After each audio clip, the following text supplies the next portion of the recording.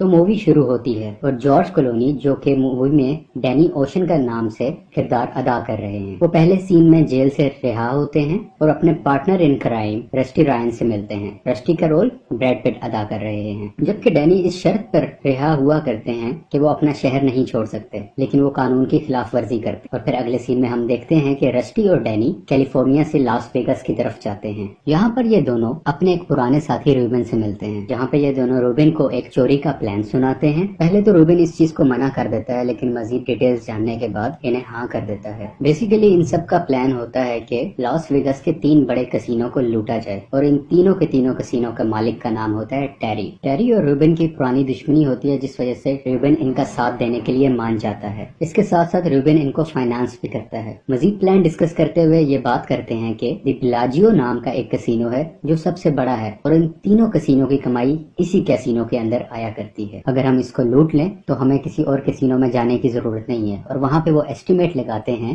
160 million US dollars. अगले scene में हम देखते हैं कि डैनी और रस्टी अपनी एक टीम बनाते हैं, जिसमें मुख्तलिफ स्पेशलिटी के लोगों को ऐड किया जाता है। कोई सिक्योरिटी का माहिर है, कोई कैसीनो मैनेजमेंट बहुत बेहतर तरीके से जानता है और कोई बहुत अच्छे तरीके से एक्सप्लोजिव का काम जानता है। तमाम टीम के मेंबर्स बहुत ज्यादा तैयारी करते हैं। वो नजर रखते हैं कि बेलाजियो कैसीनो के बाहर कितनी सिक्योरिटी है, कितने लोग हैं, कौन आता जाता है, कब स्टाफ की शिफ्टिंग होती है और बहुत से मामलात पर ये नजर रखते हैं। और इसके साथ साथ बेलाजियो कैसीनो में जो सिक्योरिटी वॉल्ट होता है, ये लोग उसकी सेम कॉपी बनाते हैं ताकि उसको तोड़ सकें और उसके सिक्योरिटी सिस्टम को चेक कर सकें, ताकि जब असल में चोरी करने जाएं तो इन्हें कोई प्रॉब्लम पेश ना आए। यहाँ पे टेरी को पता चलता है कि उसकी एक्स वाइफ, जिसकी उससे डाइवोर्स हो चुकी है, वो डैनी ओशन की करंट गर्लफ्रेंड है। अब क्योंकि टेरी डैनी के बारे में जानता है, तो जिस दिन चोरी होनी होती है उस दिन डैनी खुलेआम कैसीनो में जाकर बैठ जाता है ताकि वो सबकी नजरों में आ जाए। और टेरी उसे देखते ही शक का शिकार हो जाता है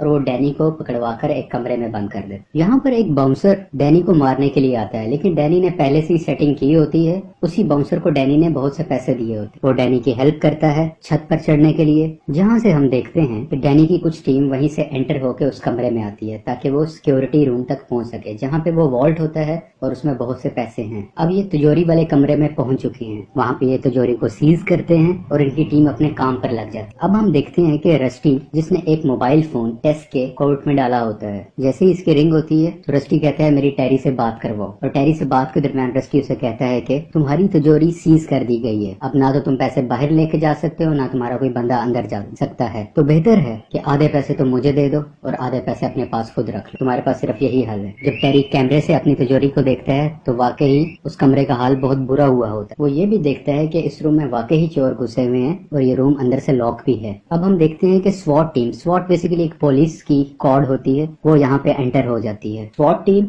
और अंदर तिजोरी के मौजूद लोगों में आपस में फायरिंग एक्सचेंज होती है और यहाँ पे स्वॉट टीम एक जोर का धमाका करती है। और जैसे ही धमाका करती है तो अंदर जो कुछ बहुत पैसे होते हैं वो भी धमाके से जल जाते हैं और थोड़ी देर में स्वॉट टीम वहाँ से निकल जाती है अपना जरूरी सामान लेकर। टेरी यहाँ पे बड़ा परेशान होता है और वो बार बार वीडियो की फुटेज देखता रहे और उसे एकदम रियलाइज होता है कि उसने कुछ अरसा पहले तिजोरी वाले कमरे की जमीन पर बेलाजियो लिखवाया था, जो कि इस फुटेज में मौजूद नहीं है। अब ये क्या होता है, तो होता यूं है, डैनी की टीम के सिक्योरिटी एक्सपर्ट्स एक झूठी इमेज टेरी को दिखा रहे होते हैं जो बेसिकली उनके ट्रेनिंग वाले कमरे की होती है और यहाँ डैनी और उसकी टीम मुकम्मल तरीके से टेरी को बेवकूफ बना चुके होते। और अब हमें पता चलता है जो स्वॉट टीम थी वो कोई और नहीं बल्कि डैनी की ही टीम, और वो उन बैग्स में से अपना सामान नहीं बल्कि टेरी के बचे हुए पैसों को लेकर जाते और वो सब उनके सामने से ही गुजर जाते हैं और किसी को शक नहीं हो पाता कि इन बैग्स में पैसे हैं या स्वॉट टीम के अपने वेपन्स और सामान। अब हम देखते हैं कि डैनी ओशंस अभी भी उसी कमरे में लॉक होता है उस बाउंसर के साथ, जहाँ पे टेरी ने उसे बंद करवाया होता है। टेरी को मुकम्मल भरोसा होता है कि इस सारी चीज के पीछे डैनी का हाथ है, लेकिन डैनी बहुत मासूम बनता है और वो इस चोरी में इन्वॉल्वमेंट से इनकार कर देता है।